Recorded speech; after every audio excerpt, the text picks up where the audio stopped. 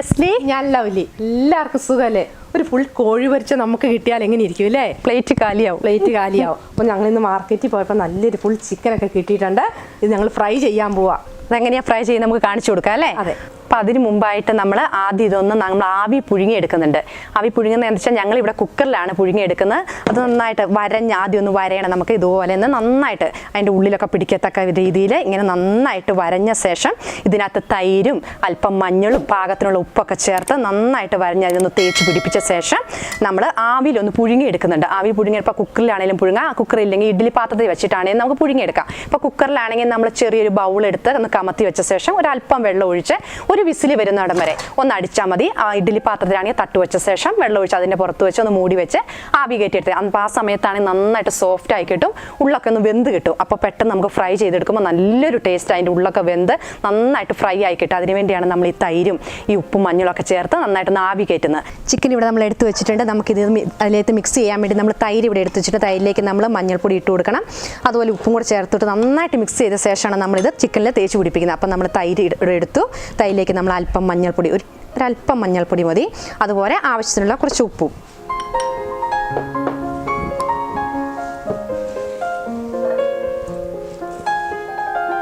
എന്നിട്ട് നമുക്ക് നന്നായിട്ടൊന്ന് മിക്സ് ചെയ്യണം. മിക്സ് റെഡിയാക്കിയിട്ടുണ്ട്. ഇനി നമുക്കിത് കോഴിയിലേക്ക് നന്നായിട്ട് തേച്ച് പിടിപ്പിക്കാം.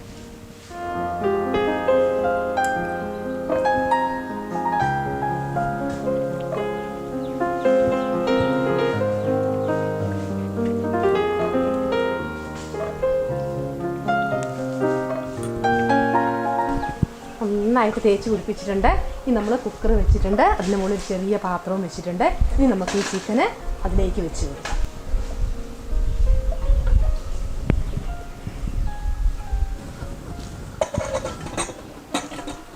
ചിക്കൻ നമ്മൾ ആവി കയറാൻ വെച്ചിട്ടുണ്ട്. അപ്പോൾ ആ സമയം കൊണ്ട് നമുക്ക് മസാലകളൊക്കെ തയ്യാറാക്കിയെടുക്കാം. മസാലകൾ തയ്യാറാക്കാൻ വേണ്ടി നമ്മളിവിടെ എടുത്തു വെച്ചിട്ടിരിക്കുന്നുണ്ട് പച്ചമുളക്, ഒരു 8 പച്ചമുളകാണ് നമ്മൾ എടുത്തിരിക്കുന്നത്. നമുക്കതിനെ ജാറിലേക്ക് ഇട്ട് കൊടുക്കാം. അതുപോലെ 2 വലിയ കഷ്ണം ഇഞ്ചി, ഒരു ചുള വെളുത്തുള്ളി,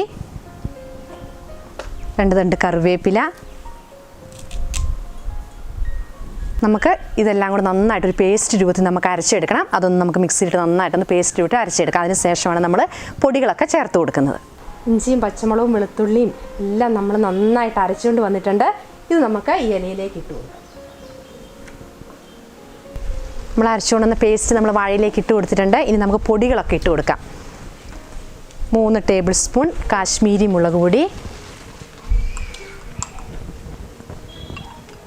ചിക്കന് നല്ലൊരു കളറൊക്കെ കിട്ടും. അതുപോലെ 1 ടേബിൾ സ്പൂൺ സാധാരണ മുളക് പൊടി. ഓരോരുത്തരുടെ എരിവിനനുസരിച്ചൊക്കെ വേണം കേട്ടോ കൂട്ടിയും കുറച്ചൊക്കെ ഇട്ട് കൊടുക്കാൻ. 2 ടീസ്പൂൺ മഞ്ഞൾപ്പൊടി, 1 ടേബിൾ സ്പൂൺ ഗരം മസാല. ഗരം മസാല ഇല്ലെങ്കിൽ ചിക്കൻ മസാല ചേർത്ത് കൊടുത്താലും മതി. 1 ടേബിൾ സ്പൂൺ കുരുമുളക് പൊടി, ഒരു മീഡിയം സൈസ് നാരങ്ങയുടെ നീരും കൂടെ ചേർത്ത് കൊടുക്കണം. ഇനി 2 ടേബിൾ സ്പൂൺ കോൺഫ്ലോർ. 2 മുട്ടയും കൂടെ പൊട്ടിച്ചൊഴിക്കണം. 2 മുട്ട ഇവിടെ എടുത്തു വെച്ചിട്ടുണ്ട്. നമുക്ക് മുട്ട ചേർക്കുന്നതും കോൺഫ്ലോർ ചേർക്കുന്നത് നല്ലൊരു സോഫ്റ്റും കിട്ടും. അത് നല്ല മൊരിഞ്ഞ് നന്നായിട്ട് ഫ്രൈ ആയിട്ട് ചിക്കൻ കിട്ടാൻ വേണ്ടിയാണ്. അപ്പോൾ നമുക്ക് മുട്ടയും കൂടെ പൊട്ടിച്ചൊഴിച്ച് കൊടുക്കാം.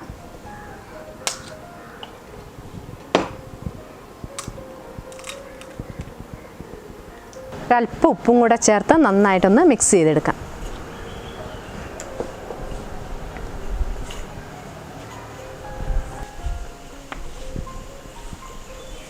ഒരു മുട്ട ഒഴിച്ചു കൊടുത്തു. ഇനി നമുക്ക് അടുത്ത മുട്ടയും കൂടെ ഒഴിച്ചു കൊടുക്കാം. ഈ മസാല നന്നായിട്ട് മിക്സ് ചെയ്യണം. എല്ലാം മുളക് പൊടിയും മഞ്ഞൾപ്പൊടിയും എല്ലാം നന്നായിട്ട് മിക്സ് ചെയ്ത ശേഷമാണ് നമ്മളത് ചിക്കനിലേക്ക് തേച്ച് പിടിപ്പിക്കുന്നത്. എന്നാലേ അതിൻ്റെ യഥാർത്ഥ ആ ടേസ്റ്റ് നമുക്ക് കിട്ടുള്ളൂ. നന്നായിട്ട് മിക്സ് ചെയ്ത ശേഷം വേണം നമ്മൾ ചിക്കനിലേക്ക് അത് തിരുമ്മി പിടിപ്പിക്കാൻ.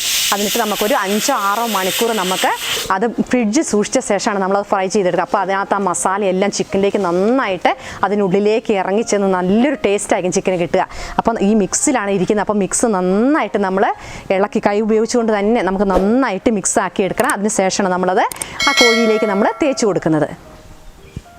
മസാലക്കൂട്ടുകളെല്ലാം ഇവിടെ റെഡി ആയിട്ടുണ്ട്. ഇനി നമുക്ക് അതിൻ്റെ കൂട്ടത്തിൽ 2 ടേബിൾ സ്പൂൺ വെളിച്ചെണ്ണയും കൂടി ഒഴിച്ചു കൊടുത്തിട്ട് നന്നായിട്ടൊന്ന് മിക്സ് ചെയ്തെടുക്കാം. മസാലക്കൂട്ട് ഇവിടെ റെഡി ആയിട്ടുണ്ട്. നമ്മൾ കുക്കറിൽ വെച്ചിരിക്കുന്ന ചിക്കൻ ഒരു വിസിലടിച്ച് നമ്മൾ ഓഫ് ചെയ്തിട്ടുണ്ട്. ഏകദേശം ആവിയൊക്കെ പോയി. ഇനി നമുക്കത് തുറന്ന് നോക്കി ചിക്കൻ ഒന്ന് എടുത്ത് വെച്ച ശേഷം ഒന്ന് ചെറുതായിട്ട് തണുത്തതിന് ശേഷം നമുക്ക് മസാല പുരട്ടി വെക്കാം.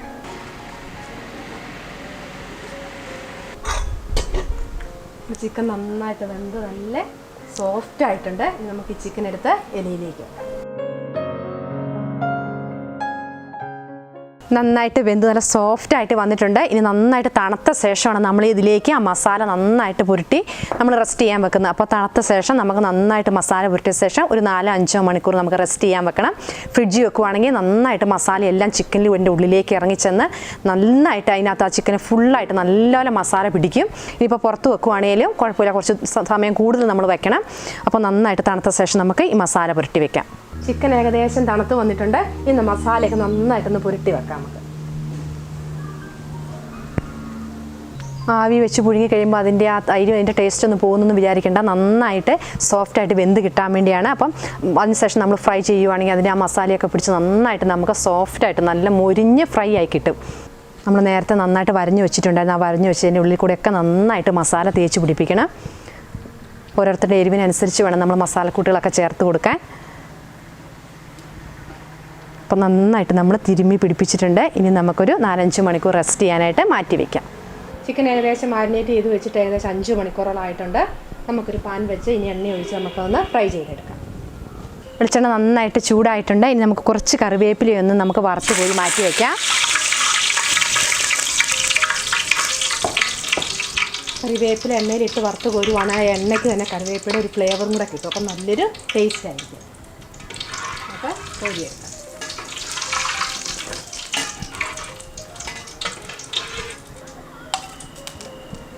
കോഴി നന്നായിട്ട് മസാലയൊക്കെ പിടിച്ച് നന്നായിട്ട് റെഡി ആയിട്ടുണ്ട്. നമുക്കത് എണ്ണയിലേക്ക് ഇട്ട് നമുക്ക് നന്നായിട്ട് ഫ്രൈ ആക്കി എടുക്കാം.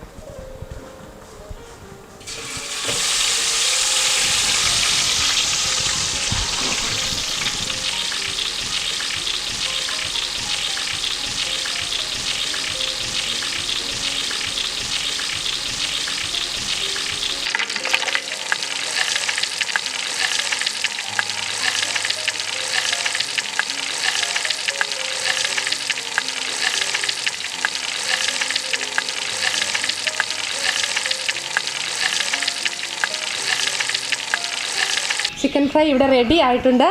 നല്ല മണമൊക്കെ വരുന്നുണ്ട്. നമുക്കൊന്ന് ടേസ്റ്റ് ചെയ്ത് നോക്കാം അല്ലേ? പിള്ളേരെ ഒന്ന് വിളിച്ച് ടേസ്റ്റ് ചെയ്യണമെന്നാണ് വിചാരിച്ചത്. പക്ഷേ പിള്ളേരൊക്കെ വയലിൽ കളിക്കാൻ പോയേക്കോ. അപ്പം നല്ല ഒച്ചയും ബഹളവും ഒക്കെയാണ്.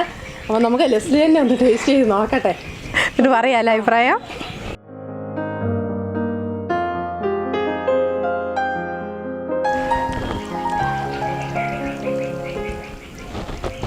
ഞാനും കൂടെ നോക്കട്ടെ കേട്ടോ, മുരിഞ്ഞതാണെന്നൊക്കെ. പൊറോട്ടയും ചപ്പാത്തിയല്ലേ, ബിരിയാണി ചോറും കൂടി ഉണ്ടെങ്കിൽ തകർക്കൂല്ലേ? തകർക്കും. ആ നല്ല മസാലയുടെ ആ കുരുമുളകും ആ പച്ചമുളകും ഇഞ്ചിയുടെ ഒക്കെ നല്ലൊരു ടേസ്റ്റ്, ആവശ്യത്തിനുള്ള എരിവൊക്കെ ഉണ്ട്. നമ്മൾ 5 മണിക്കൂറോളം നമ്മൾ ഈ മസാല എല്ലാം തിരുമ്മി വെച്ചുകൊണ്ട് അതിനകത്ത് ആ ചിക്കനിലേക്ക് ഉള്ളിലേക്ക് നല്ല അതിൻ്റെ ആ മസാല എരിവ് എല്ലാം നന്നായിട്ട് ഇറങ്ങിയിട്ടുണ്ട്. ആവി പുഴുങ്ങിയതുകൊണ്ട് നല്ലൊരു സോഫ്റ്റാ.